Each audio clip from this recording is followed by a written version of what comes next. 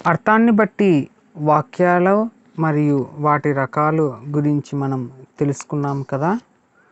మరి రూపాన్ని బట్టి వాక్య భేదాలు ఏ విధంగా ఉంటాయో మనం ఇవాళ చర్చించుకుందాం. రూపాన్ని అనుసరించి వాక్యాలు 3 రకాలు మాత్రమే. అవి సరళ వాక్యాలు సింపుల్ సెంటెన్సెస్, సంక్లిష్ట వాక్యాలు కాంప్లెక్స్ సెంటెన్సెస్, అండ్ లాస్ట్ సంయుక్త వాక్యాలు కాంపౌండ్ సెంటెన్సెస్. మరి ఇందులో రూపాన్ని అనుసరించి మొదటి భాగమైన సరళ వాక్యాల గురించి మనం అవగాహన చేసుకుందాం. అన్వయ క్లిష్టత లేక స్పష్టమైన సూటి అయిన నిర్మాణం కలిగిన వాక్యాలను సరళ వాక్యాలు అంటారు. వీటిలో ఒక సమాపక క్రియ మాత్రమే ఉంటుంది. ఇవి క్లుప్తంగా ఉంటూ పూర్తి అర్థాన్ని ఇస్తాయి. ఒకసారి ఒక భావాన్ని తెలుపుతాయి. వ్యవహారాన్ని, ప్రయోగాన్ని, ప్రాధాన్యతను బట్టి ఈ సరళ వాక్యాల్ని 6 వాక్యాలుగా వర్గీకరించవచ్చు. అవి సరళ వాక్యాలలోనూ మరి 6 రకాలైన వాక్యాలు ఉన్నాయట. వాటి గురించి మనం ఇప్పుడు అవగాహన చేసుకుందాం. కర్తృప్రాధాన్య వాక్యాలు మొదటివైతే, రెండవది కర్మ ప్రాధాన్య వాక్యాలు, 3 క్రియా ప్రాధాన్య వాక్యాలు, 4 కర్తలేని వాక్యాలు, 5 కర్మలేని వాక్యాలు, 6 సరళ వాక్యాలలో చివరి రకం క్రియలేని వాక్యాలు. ఇందులో భాగంగా మొదటిది కర్తలేని వాక్యాలు ఏ విధంగా ఉన్నాయో చూస్తాం. కర్త, కర్మ, క్రియ వాక్యానికి ప్రధానమైన అంగాలు, కానీ ఒక్కోసారి అవి లోపిస్తూ ఉంటాయి. సాధారణంగా శారీరక మానసిక స్థితులను, వాతావరణాన్ని తెలిపే వాక్యాల్లో కర్త లోపిస్తుంది. ఈ రకమైన వాక్యాలు ఎక్కువగా కల్పనా సాహిత్యంలో కనిపిస్తూ ఉంటాయి. ఉదాహరణగా, ఆమెకు తల నొప్పిగా ఉంది. రెండవది, గోపికి చలిగా ఉంది. 3 నాకు సంతోషంగా ఉంది. కర్తలేని వాక్యాలు. క్రియలేని వాక్యాలను గమనిద్దాం. క్రియలేని వాక్యాలు ఉండడం తెలుగు భాష ప్రత్యేకత. వాక్యానికి క్రియ ప్రాధాన్యం. ఆ క్రియ లోపిస్తే వాక్యార్థం సంపూర్ణం కాదు. కానీ తెలుగులో కొన్ని వాక్యాల్లో క్రియ లోపించినా ఆ వాక్యార్థం దెబ్బతినదు. ఒకే విషయాన్ని బోధించే 2 నామాలను ఒక చోట చేరిస్తే క్రియారహిత వాక్యాలు ఏర్పడతాయి. అది ఎలాగో చూద్దాం. ఉదాహరణలో, ఆమె తెలివైంది, అతను డాక్టరు. 3వ వాక్యం, సుధా ఇంజనీరు. పై వాక్యాల్లో క్రియ లోపించింది. ఇవే వాక్యాలని ఇంగ్లీషు, హిందీ వంటి ఇతర భాషల్లో చెప్పవలసి వచ్చినప్పుడు ఈజ్ లేదా హై అనే క్రియను తప్పకుండా చేరుస్తారు. ఈ పద్ధతిని అనుసరిస్తూ కొందరు ఆమె ఇంజనీరు అయి ఉంది అని లేని క్రియను చేరుస్తారు. ఇలా క్రియను చేర్చటం ఇది తెలుగు భాషకు సహజం కాదు. కాబట్టి ఈ వాక్యాలు కృతకంగా ఉంటాయి. సాధారణంగా క్రియను ఉపయోగించకుండా తెలుగు భాషలో సరళ వాక్యాలను క్రియలేని వాక్యాలుగా ఈ విధంగా ఉపయోగించాము. మరి కర్మలేని వాక్యాలు సరళ వాక్యాల్లో భాగంగా అకర్మక క్రియ చేరిన వాక్యాల్లో కర్మ లోపిస్తుంది. వీటిని అకర్మక వాక్యాలు అంటారు. ఉండు, పోవు, వచ్చు వంటి క్రియలు అకర్మక క్రియలు. రాము ఉన్నాడు, కృష్ణశాస్త్రి చనిపోయాడు, సుజాత వచ్చింది. ఈ వాక్యాల్లో కర్మకు సంబంధించిన పదం లోపించిందన్నమాట. మరి సరళ వాక్యాల్లో కర్తర్థక వాక్యాలు గురించి తెలుసుకుందాం. కర్త పదానికి ప్రాధాన్యం ఉన్న వాక్యం కర్తర్థక వాక్యం. ఇలాంటి వాటిని కర్తరి వాక్యాలు తెలుసు కదా మనకు. కర్తరి వాక్యాలు అని కూడా అంటారు. ఉదాహరణ, వ్యాసుడు భారతం రచించాడు. రెండవది, రాముడు రావణుని చంపాడు. కర్త ప్రధాన వాక్యాలు కాబట్టి కర్తరి వాక్యాలుగా మనం సరళ వాక్యాల్లో ఒక భాగంగా చెప్పుకున్నాం. మరి రెండవ విషయం, కర్మని వాక్యాలు సరళ వాక్యాల్లో తెలుసుకుందాం. కర్మ పదానికి ప్రాధాన్యం ఉన్న వాక్యం కర్మని వాక్యం. కర్తరి వాక్యాల్లోని కర్త, కర్మ పదాల కర్మని వాక్యంలో వ్యత్యస్తమవుతూ ఉంటాయి. ఇలా వ్యత్యస్తమైనప్పుడు కర్తకు చేతావర్ణకం వస్తుంది, క్రియకు బడు చేరుతుంది. అందువల్ల వీటిని బడు వాక్యాలు అని కూడా అంటారు. ముఖ్యంగా ఇందులో చేత, వర్ణకము మరియు బడు అన్నది క్రియకు చేరుతుంది. కాబట్టి వీటిని బడు వాక్యాలు అని కూడా అంటారు. ఇవి తెలుగు భాషకు సహజమైనవి కావు కాబట్టి వ్యవహారంలో వీటి ప్రయోగం చాలా తక్కువ. ఉదాహరణగా 1 భారతం వ్యాసుడి చేత రచింపబడింది. 2 రావణుడు రాముడి చేత చంపబడ్డాడు. మాట్లాడే భాషలో కన్నా రచనా భాషలో ఇవి కనిపిస్తాయి. సృజనాత్మక రచనల కన్నా శాస్త్ర రచనల్లో ఈ వాక్యాలు ఎక్కువ. వీటిని ఎక్కువగా వాడితే భాష కృతకంగా ఉంటుంది. కొన్ని సందర్భాల్లోనే వాటిని ప్రయోగించడం ద్వారా కృతకత్వాన్ని తగ్గించవచ్చు. వక్త ఎవరో తెలియనప్పుడు 15వ శతాబ్దంలో ఈ భవనం కట్టించబడింది. వక్తే కర్త అయినప్పుడు ఇంతకు ముందే ఈ పరిశోధన చేయబడింది. వక్తను చెప్పడానికి ఇష్టపడనప్పుడు కర్ఫ్యూ విధించబడింది. ఈ విధంగా మనం ఈ కర్మణి వాక్యాలను సరళ వాక్యాల్లో భాగంగా చెప్పుకున్నాం. చివరిది సరళ వాక్యంలో భాగంగా క్రియా ప్రధానమైన వాక్యాలు. కర్త ప్రాధాన్యాన్ని తగ్గించే వాక్య పద్ధతి మరోటి ఈనాటి తెలుగు రచనల్లోనూ మాట్లాడటంలోనూ కనిపిస్తుంది. ఉదాహరణగా కొన్ని రోజుల క్రితం వారిని క్లబ్బుల్లో చూడడం జరిగింది. ప్రజల క్షేమాన్ని అలక్ష్యం చేయవద్దని హెచ్చరించడం జరిగింది. ఈ రకమైన వాక్యాలు కర్తకు చెప్పదలుచుకోనప్పుడు కానీ క్రియా ప్రాధాన్యాన్ని చెప్పదలుచుకున్నప్పుడు కానీ ఉపయోగిస్తారు. ఇలాంటి వాక్యాలు రాజకీయ నాయకుల ఉపన్యాసాల్లో ఎక్కువగా కనిపిస్తాయి. వాడుక భాషలో తక్కువగా ఉంటాయి. వీటిని మాట్లాడే భాషలో ఉపయోగిస్తే భాష అసహజంగా ఉంటుంది. దీనికి జరుగుడు వాక్యాలు అని కూడా అంటారు. సంశ్లిష్ట వాక్యాలు 3 రకాలు. అవి సంబంధ బోధక వాక్యాలు మరియు అసమాపక క్రియా వాక్యాలు. 3వ రకం సంశ్లిష్ట వాక్యము అనుకరణ వాక్యం. ఈ 3 రకాలలో మొదటి రకమైన సంబంధ బోధక వాక్యాల గురించి తెలుసుకుంటాము. ముందుగా సంశ్లిష్ట వాక్యాలు అనగానేమి అన్నది చూద్దాం. ఒక ప్రధాన వాక్యానికి ఉపవాక్యాలు చేరి సంశ్లిష్ట వాక్యం ఏర్పడుతుంది. ప్రధాన వాక్యం అర్థానికి మార్పులు చేర్పులు కలిగిస్తూ కొన్ని ఉపవాక్యాలు ఉంటాయి. ప్రధాన వాక్యాన్ని విశేష వాక్యమని, తక్కిన ఉపవాక్యాలను విశేషణ వాక్యాలని అంటారు. విశేష వాక్యం ప్రధాన వాక్యంలో సమాపక క్రియ, విశేషణ వాక్యంలో ఉపవాక్యంలో అసమాపక క్రియ ఉంటుంది. రెండూ కలిపి ఉన్న వాక్యమే సంశ్లిష్ట వాక్యము. సమాపక క్రియ, అసమాపక క్రియ అంటే విశేష వాక్యము ప్రధానమైనది సమాపక క్రియ, విశేషణ వాక్యంలో ఉపవాక్యం అసమాపక క్రియ ఉంటుంది. ఈ రెండూ కలిసి ఉన్న వాక్యమే సంశ్లిష్ట వాక్యం. ఒక వాక్యంలో మరో వాక్యం ఇమిడిపోయే లక్షణం సంశ్లిష్ట వాక్యానికి ఉంటుంది. ఉదాహరణ, రాము చూస్తుండగానే కుక్క రొట్టె ఎత్తుకుపోయింది. కుక్క రొట్టె ఎత్తుకుపోయింది ప్రధాన వాక్యం, విశేష వాక్యం. రాము చూస్తుండగానే ఉపవాక్యం, విశేషణ వాక్యం. అసమాపక క్రియ ఉన్న వాక్యం. ఈ వాక్యంలో విశేష వాక్యాన్ని వర్ణిస్తూ విశేషణ వాక్యం చేరింది. ఇవి రెండూ ఒకదానితో మరొకటి ఇమిడిపోయాయి. సంశ్లిష్ట వాక్యాన్ని ప్రధాన వాక్యం, ఉపవాక్యాల సంబంధాన్ని అనుసరించి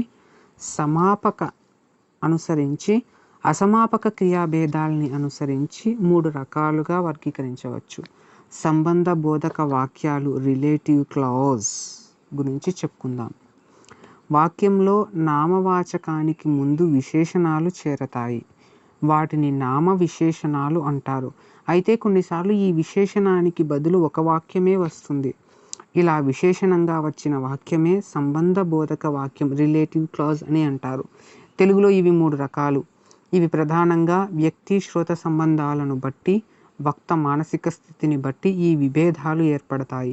ప్రధాన వాక్యము, ఉపవాక్యాల మధ్య ఉన్న సంబంధం ఆమోదము, నిర్ధారణ, సాధారణ స్థితి అని 3 రకాలుగా భాషలో వ్యక్తమవుతుంది. సంబంధ బోధక వాక్యాలు రిలేటివ్ క్లాజ్ సంశ్లిష్ట వాక్యంలో భాగంగా మొదటిది ఆమోద ముద్ర. వక్త తాను చెప్పదలుచుకున్న విషయం పట్ల శ్రోత ఆమోదాన్ని కోరినప్పుడు ఈ రకమైన వాక్యాన్ని ఉపయోగిస్తాడు. లేదా వక్తకు సందేహం కలిగినప్పుడు వాక్యంలో శ్రోత ఆమోద ముద్రను కోరుతాడు. శ్రోత నుంచి అటువంటి ఆమోదం లభించిన వెంటనే వాక్య భాగాన్ని పూరిస్తాడు. ఉదాహరణ: మొన్న నీకు పుస్తకం చూపించానే, ఆ పుస్తకం ఎక్కడుంది? పై వాక్యంలో మొన్న నీకు పుస్తకం చూపించానే అని ఒక్క క్షణం ఆ పదం ద్వారా వక్త శ్రోత ఆమోదాన్ని కోరుతున్నాడు. అది లభించగానే తక్కిన భాగాన్ని పూరిస్తాడు. ఇటువంటి వాక్యాలు కవుల్లోనూ సంభాషణల్లోనూ ఎక్కువగా కనిపిస్తుంటాయి. సంశ్లిష్ట వాక్యాలలో సంబంధ బోధక వాక్యంలో రెండవ భాగం నిర్ధారణ. వక్తకు తాను చెప్పదలుచుకున్న విషయం పట్ల ఎటువంటి సందేహం లేనప్పుడు, పూర్తి నిర్ధారణ ఉన్నప్పుడు వెలువడే వాక్యాలు ఇవి. వీటిని ఏ ఆ వాక్యాలు అని కూడా అంటారు. ఏమంటారు? నిర్ధారణ వాక్యాలను ఏ ఆ వాక్యాలు అని కూడా అంటారు. అయితే దైనందిన వ్యవహారంలో ఈ రకమైన వాక్యాలు తక్కువగా ఉంటాయి. కొన్ని ప్రత్యేకమైన స్థితుల్లోనే ఇవి కనిపిస్తాయి. వక్త ఆవేశం వ్యక్తమయ్యే చోట, రాజకీయ ఉపన్యాసాల్లోనూ ఇవి కనిపిస్తాయి. చూద్దామా ఉదాహరణ: ఏ పుస్తకం మొన్న నీకు చూపించానో ఆ పుస్తకం ఎక్కడుంది? ఇది. మరి సాధారణ స్థితి వాక్యాలు చూద్దాం. వక్త సాధారణ స్థితిలో ఉన్నప్పుడు వాడే వాక్యాలు ఇవి. వక్త సందేహం లేదా నిర్ధారణ వంటివి లేనప్పుడు సాధారణ స్థితిలోనే ఉంటాడు. కాబట్టి భాషలో ఎక్కువగా ఈ రకమైన వాక్యాలనే వ్యవహారంలో ఉంటాయి. ఎక్కువగా వ్యవహారంలో ఉండే వాక్యాలు సాధారణ స్థితి, సంశ్లిష్ట వాక్యంలో సంబంధ బోధక వాక్యాల్లో భాగంగా సాధారణ స్థితికి. ఉదాహరణ: మొన్న నీకు చూపించిన పుస్తకం ఎక్కడుంది? ఇలాంటి పద్ధతిని నామ్నీకరణం, నామినలైజేషన్ అంటారు. ఒక వాక్యం నామపదం స్థానంలో మరో వాక్యం ఇమిడిపోయే స్థితిని, పద్ధతిని నామ్నీకరణం అంటారు. ఈ విధంగా సాధారణ స్థితి, ఆమోదం, నిర్ధారణ స్థితుల్లో వాడే వాక్యాల్లో విషయం ఒకటే అయినా అడిగే తీరు వేరువేరుగా ఉంటాయి. మరి సంశ్లిష్ట వాక్యాలలో రెండవ రకం అసమాపక క్రియా వాక్యాల గురించి చూద్దాం. ఒక అసమాపక క్రియ మరో సమాపక క్రియ రెండూ కలిసి ఉన్న పద సముదాయం సంశ్లిష్ట వాక్యం. మరొకసారి: ఒక అసమాపక క్రియ మరో సమాపక క్రియ రెండూ కలిసి ఉన్న పద సముదాయం సంశ్లిష్ట వాక్యం.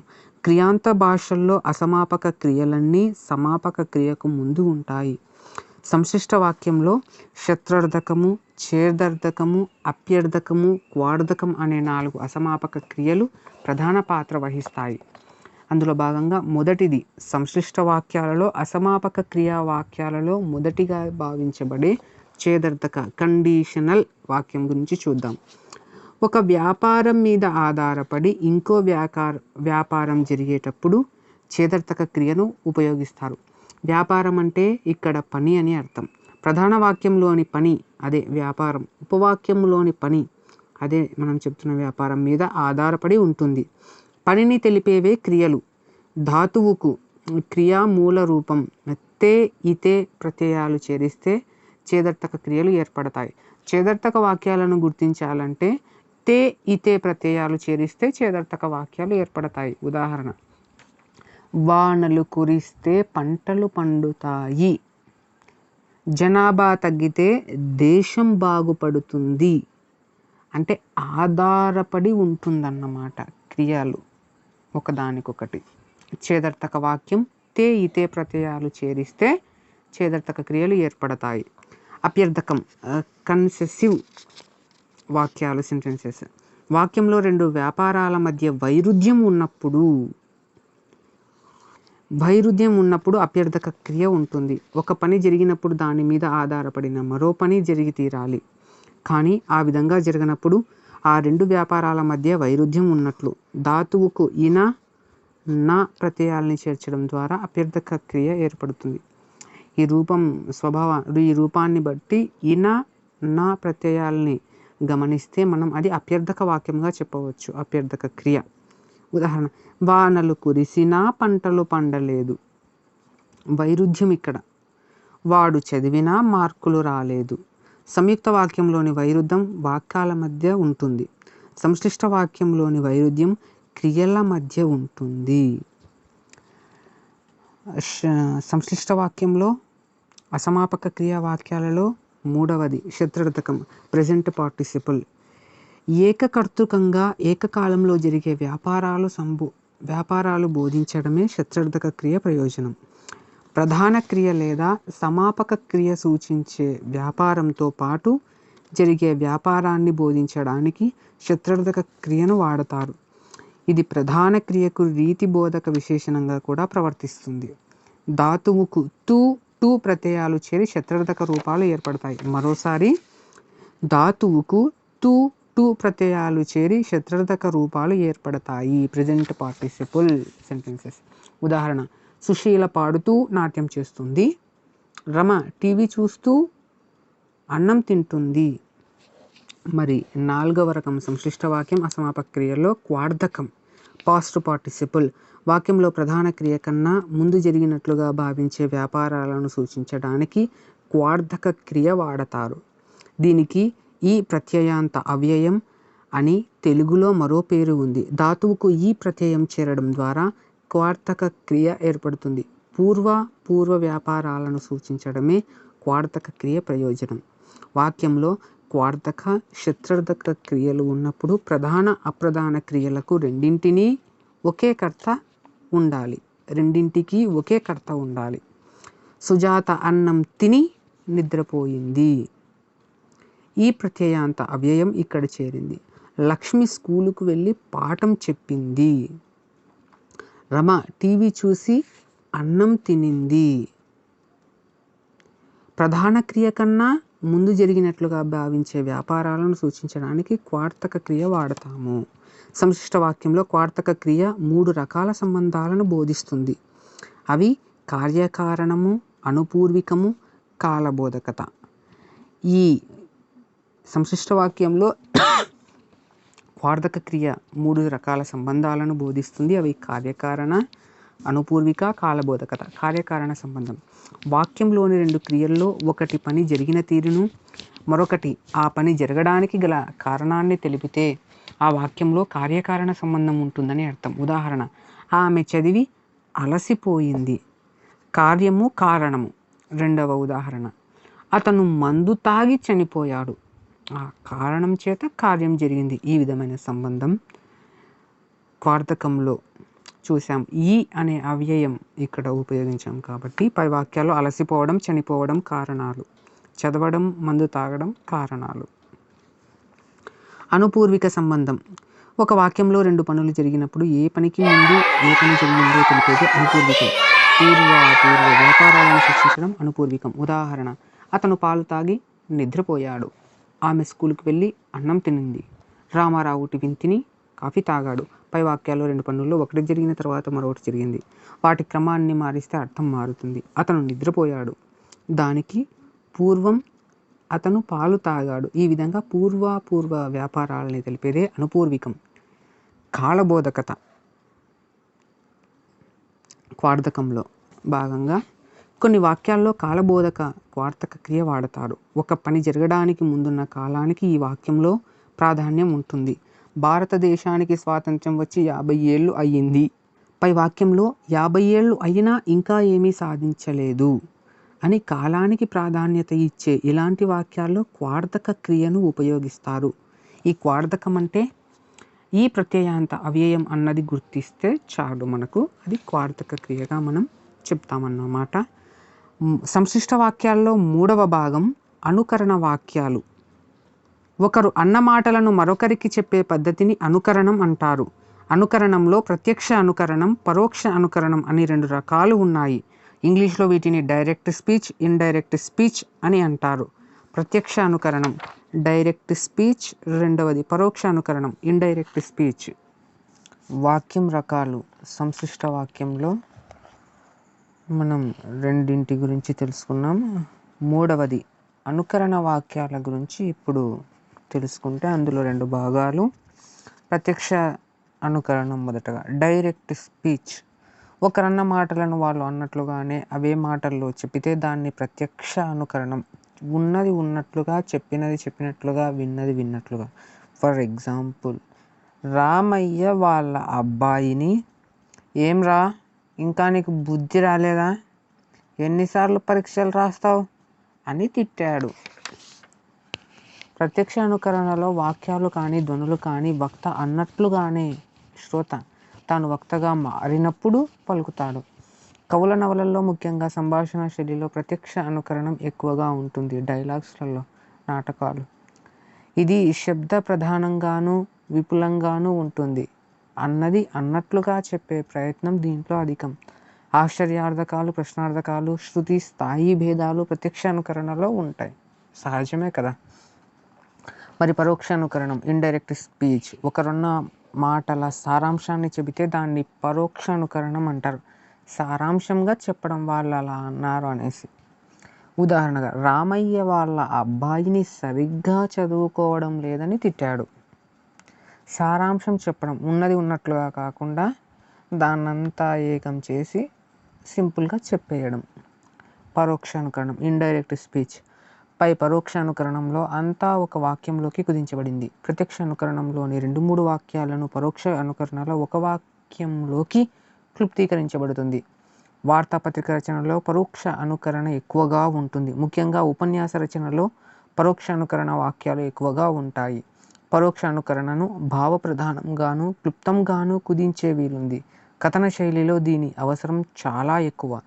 ఆశ్చర్యార్థకాలు, ప్రశ్నార్థకాలు, స్థాయి భేదాలు పరోక్ష అనుకరణలో లోపిస్తాయి.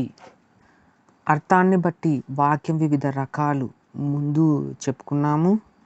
ఇప్పటికిప్పుడు సంశ్లిష్ట రూపాన్ని బట్టి, అర్థాన్ని బట్టి ముందు చెప్పుకున్నాము. రూపాన్ని బట్టి 2 రకాలుగా సరళ సంశ్లిష్ట వాక్యాలు చెప్పేసుకున్నాము. ఇప్పుడు 3వ రకమైన సంయుక్త వాక్యాల గురించి. 2 కానీ అంతకంటే ఎక్కువ కానీ సమాన ప్రతిపత్తి ఉన్న వాక్యాలు కలిసి ఒక వాక్యంగా ఏర్పడితే దాన్ని సంయుక్త వాక్యం అంటారు. సమాన ప్రతిపత్తి, ఈక్వల్ స్టేటస్ కనిపిస్తుందన్నమాట ఆ 2 వాక్యాలలో. ఉదాహరణ, రమ, రాధ బజారుకు వెళ్ళారు, బట్టలు కొనుక్కున్నారు, హోటల్లో భోజనం చేశారు, సినిమాకు వెళ్ళారు. వీటన్నిటిలో సమప్రాధాన్యం ఉంది, గమనిద్దాం. పై సంయుక్త వాక్యంలో 4 స్వతంత్ర ప్రతిపత్తి కలిగిన వాక్యాలు ఉన్నాయి. ఈ 4 వాక్యాలకు కర్తపదం ఒకటే అయితే ఇది మొదటి వాక్యంలోనే ఉంది. 4 వాక్యాలను ఒక వాక్యం కిందకు తెస్తుంది. వాక్య సంయోగాన్ని సూచించడానికి ఇంగ్లీష్లో అండ్, ఆర్, బట్ వంటి శబ్దాలు, హిందీలో ఔర్, యా, మగర్ మొదలైన శబ్దాలను, తెలుగులో కూడా మరియు, లేదా, కానీ వంటి శబ్దాలను ప్రయోగిస్తారు. ఈ శబ్దాలు వాక్య సంయోగానికే కాకుండా పదబంధ సంయోగాన్ని కూడా సూచిస్తూ పై శబ్దాల మధ్య భిన్న సంబంధాలను వ్యక్తం చేస్తాయి. మరి సంయుక్త వాక్యంలో సంయోజన సంబంధాన్ని 3 రకాలుగా వర్గీకరించవచ్చు. అవి సంకలన సంబంధం, వికల్ప సంబంధం, వైరుధ్య సంబంధం. చూద్దాం సంయుక్త వాక్యాల్లో ఏ విధంగా సంయోజనీయ బంధం ఉంటుందో ఆ పదాలు, వాక్యాల మధ్య. సంకలన సంబంధం. సంకలనం అంటే కూడిక, చేర్పు. అంటే ఒకదానికి ఇంకొకటి అధికం కావడం. ఉదాహరణగా, సుత కథలు రాస్తుంది, కవిత్వం చెబుతుంది, పాటలు పాడుతుంది, ఉద్యమాల్లో పాల్గొంటుంది. పై వాక్యంలో సుధ అన్న వాక్యాలకు కర్తృపదం. ఈ వాక్యాల మధ్య సంకలన సంబంధాన్ని వ్యక్తం చేయడానికి కామా ద్వారా సూచించవచ్చు, లేదా చివరి వాక్యానికి కూడా శబ్దం చేర్చవచ్చు. ఇంగ్లీషులో అండ్, హిందీలో ఔర్ ఈ సంకలన సంబంధాన్ని వ్యక్తం చేస్తాయి. తెలుగులో అటువంటివి ఏమీ లేవు. కొందరు మరియు చేర్చడానికి ప్రయత్నిస్తారు, కానీ అది కృతకంగా ఉంటుంది. సంయుక్త వాక్యంలో సంకలన సంబంధం 3 విధాలుగా వ్యక్తమవుతుంది. అది మొదటిది కర్మల మధ్య సంకలనం. వాక్యంలో కర్తపదం, క్రియపదం ఒకటే ఉండి కర్మపదం వేరుగా ఉన్నప్పుడు కర్మల మధ్య సంకలనం చేయవచ్చు. కర్మల మధ్య సంకలనం. సుత కథలు రాస్తుంది, సుధ పాటలు రాస్తుంది. సుధ కథలు పాటలు కూడా రాస్తుంది, సుధ కథలు పాటలు రాస్తుంది. ఆ విధంగా క్రియల మధ్య సంకలనం చూద్దాం. వాక్యాంత కర్త కర్మ పదాలు ఒకటిగా ఉండి క్రియ వేరుగా ఉన్నప్పుడు క్రియల మధ్య సంకలన సంబంధం చేర్చి సంయుక్త వాక్యం రూపొందించవచ్చు. ఎలాగో చూద్దాం. సుధ పాటలు రాస్తుంది, సుధ పాటలు పాడుతుంది, సుధ పాటలు రాస్తుంది, పాడుతుంది కూడా. సుధ పాటలు రాస్తుంది, పాడుతుంది. కర్తల మధ్య సంకలనం చూద్దాం. వాక్యంలో కర్మ క్రియాపదాలు ఒకటిగా ఉండి కర్తపదం వేరుగా ఉన్నప్పుడు భిన్న కర్తృపదాల మధ్య సంకలనం చేయవచ్చు. సుధ కథలు రాస్తుంది, రాధ కథలు రాస్తుంది. సుధ కథలు రాస్తుంది, రాధ కూడా రాస్తుంది. సుధా రాధ కథలు రాస్తారు. పై మూడో వాక్యంలో క్రియకు బహువచనం వచ్చింది. వికల్ప సంబంధం ఏ విధంగా ఉంటుందో చూద్దాం. కొన్ని భావాలు ఒక్క చోట ఉంటే వాటిలో ఏదో ఒక దాన్ని ఎన్నుకోవడాన్ని వికల్పం అంటారు. ఉదాహరణకు రమ ఉద్యోగం చేస్తోందో పెళ్లి చేసుకుంటుందో. ఈ వాక్యంలో రమ రెండింట్లో ఏదో ఒకటే చేస్తుంది, రెండూ చెయ్యదు అనే సూచన ఉంది. ఈ వికల్ప సంబంధాన్ని నామబంధాలకు ఓ చేర్చడం ద్వారా సూచించవచ్చు, లేదా శబ్దం కూడా వికల్ప సంబంధాన్ని సూచిస్తుంది. లేదా అనే శబ్దం కూడా అంట. చూద్దాం అది ఎలాగో. రమ ఉద్యోగం చేస్తుంది లేదా పెళ్లి చేసుకుంటుంది. మరి వైరుధ్య సంబంధం గురించి చూద్దాం. వైరుధ్యం అంటే రెండు విషయాల మధ్య విరుద్ధత ఉన్నట్లు చెప్పడం. రెండు వాక్యాలు ప్రతిపాదించే విషయాల మధ్య వైరుధ్యం ఉండి కూడా కలిసిపోతే ఆ వాక్యంలో వైరుధ్య సంబంధం ఉన్నట్లు అర్థం.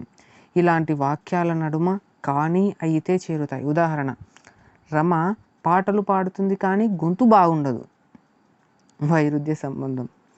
పై వాక్యంలో రమకు గొంతు బాగా లేదు, అయినా పాటలు పాడుతుంది. ఈ వాక్యంలో వైరుధ్య సంబంధం ఉంది, అందువల్లనే కానీ చేర్చవలసి వచ్చింది. సంశ్లిష్ట వాక్యాల్లో వైరుధ్యం క్రియల మధ్య ఉంటుంది. సంయుక్త వాక్యాల్లో వైరుధ్యము వాక్యాల మధ్య ఉంటుంది. ఆ వాక్యాలని కలపడానికి కానీ అయితేలను ఉపయోగిస్తారు. మరొకసారి, సంశ్లిష్ట వాక్యాల్లో వైరుధ్యం క్రియల మధ్య ఉంటుంది. అదే సంయుక్త వాక్యాల్లో వైరుధ్యం వాక్యాల మధ్య ఉంటుంది. ఆ వాక్యాలని కలపడానికి కానీ అయితేలను ఉపయోగిస్తారు. వానలు కురిసినా పంటలు పండలేదు. సంశ్లిష్ట వాక్యం. వానలు కురుస్తాయి కానీ పంటలు పండలేదు. సంశ్లిష్ట వాక్యం. సుబ్బారావు సంపాదిస్తాడు అయితే ఖర్చు పెట్టడు. సంశ్లిష్ట వాక్యం. సుబ్బారావు సంపాదించినా ఖర్చు పెట్టడు. సంశ్లిష్ట వాక్యం. ఈ విధంగా తెలుగు వాక్యంలో సరళ సంశ్లిష్ట సంయుక్త వాక్య భేదాలు ఉన్నాయి. మనకు ప్రధానంగా సంశ్లిష్ట వాక్యాల గురించి పరీక్షల్లో ప్రశ్నలను చేదర్థక, అప్యర్థక మొదలైన అంతకుముందు విద్యార్థక, ఆశ్చర్యార్థక వంటి వాటి గురించి ఎక్కువగా అడుగుతుంటారు. వీటి గురించి అనుబంధంగా మనం తెలుసుకున్నట్లు అవుతుంది. ఎందుకంటే ఈ వాక్య రకాల గురించి మనం తెలుసుకుంటే వివిధ రకాలైన సందులు, సమాసాలు మొదలైన వ్యాకరణ కార్యాల గురించి అధ్యయనం చేసే సందర్భంలో ఇటువంటి చిన్న చిన్న ప్రత్యయాలు చేరే విధానాల గురించి చదివేటప్పుడు మనం కొద్దిగా ఈ విషయాలన్నీ అవగాహనకు తెచ్చుకోవడం అక్కడ ఉపయోగపడుతుంది. ఏదేమిని మనం విషయం గురించి తెలుసుకోవడం వలన ఏదో రకంగా మనకు అది తర్వాత ఉపయోగాన్నే అందిస్తుంది తప్పకుండా. ధన్యవాదాలు. మీ విశ్వేశ్వరయ్య.